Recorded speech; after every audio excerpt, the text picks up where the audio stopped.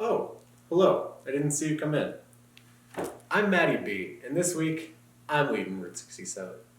So last week, Sid was talking to you guys about being the light of the world and sharing the gospel with your friends, and also bringing your friends along with you as you go. Today, we're going to talk about another aspect of our faith, which is that if you want to learn, somebody has to teach. Today, that's me. But for each of us, while the church has lots of great teachers, it's best if we can have someone who goes along with us and teaches us, perhaps individually. Because, as I'm sure you guys know from school, when the teacher helps you one-on-one, you learn a lot more and a lot faster. So, come on with us, and we're going to learn about discipleship. Hey again, Jake and I are here to tell you about when I was in grade 7, just like a lot of you guys are. So when I was in grade 7, I was the only guy in my grade at youth group. So it was just me. If I wanted to have friends at youth, I had to bring them with me. And so a lot of nights, I felt really alone. And it felt like, I wasn't going to have any fun at youth. But my youth leaders, who were a guy named Randy particularly, really stepped up. And every time I came to youth, Randy talked to me and he hung out with me and he made me feel so at home and so welcome. And it really changed my life. Randy taught me a lot about what it meant to be a Christian and how I can follow God, what it means to read the Bible, what prayer is like. So much of what I know, I was taught by Randy and the other spiritual leaders that I had in my life. Because it wasn't just Randy. Over the years, I had tons of people who helped guide me towards Christ and towards knowing God. And so for you guys, you're going to have those kinds of leaders too. But in order to spend time with them, you have to actually go to youth. You have to go to church. You have to build these relationships. So if you're in grade 7, I would really encourage you.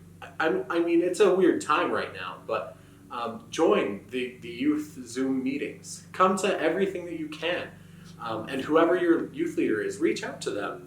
Because I'm a youth leader and I would love to hear from you, to spend some extra time talking to you and to lead you in understanding the Bible better. Are any of you guys like writers or painters or like you play music or play a sport? When you guys are trying to improve your craft, so let's say you draw. If you want to get better at drawing, is it easy to get better at drawing with no instruction? Like if someone just gave you a blank art book and some pencils, how easy would it be to improve at drawing? Not very easy, right? The same was when I was in grade 7, I played trombone, which is the one.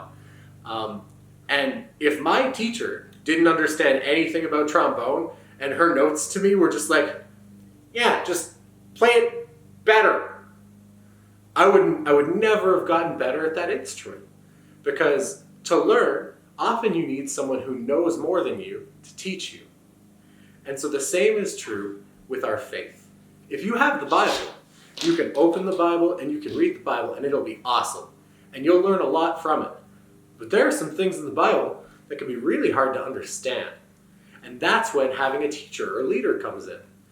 Also, when you're going through rough times, having someone who can talk to you, make you feel loved, accepted, that really matters. So as Christians, we typically like to call this discipleship. I'm sure you guys know that Jesus had 12 disciples, and those disciples were people that saw Jesus as their teacher. They went where Jesus went, they followed Jesus, and they learned from him. And so we make disciples too. So for me, I have a small group that I take them some of the places that I go. I teach them the things that I know. And I help them to grow. And all of that rhymes, just definitely not on purpose. When it comes to our faith, we need a teacher. If you look at tons of the leaders in the Bible, they were discipling someone and they were being taught by someone. So Joshua was being taught by Moses. Timothy was being taught by Paul. The 12 disciples were being taught by Jesus. All of these people were learning from someone who knew more than them about God's ways and how to follow him. And so for you too, I want to encourage you, whether it's your parents or you are old enough to come to youth and you can start coming to that. Find someone who knows more about the faith than you do. Find someone who knows Jesus really well and have them lead you toward him. The same way that Randy and so many others have led me, and the same way that I and the other youth leaders are trying to lead you guys. That's it for this week. I hope you have a really good one. And now, a story from the Bible out of 1 Kings chapter 19. A strange story about discipleship. Oh hey, I'm Elisha. I'm a farmer. I'm bald, don't have a coat, and I need a mentor. Yo, I'm Elijah. I'm a prophet. I have hair. I've got a coat, and I need somebody to mentor.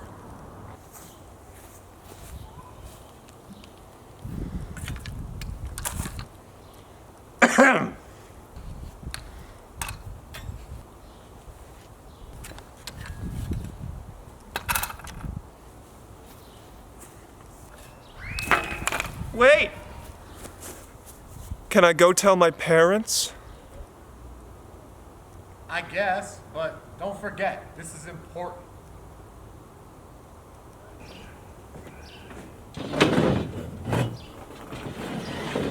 Hey, I'm Elisha. And I am Elijah. I'm still kind of bald, but now I have a coat. I don't have a coat anymore, but I do have somebody to mentor. And I still got hair. Hey, let's go do some prophet stuff. Aw, yeah. Lead the way, mentor.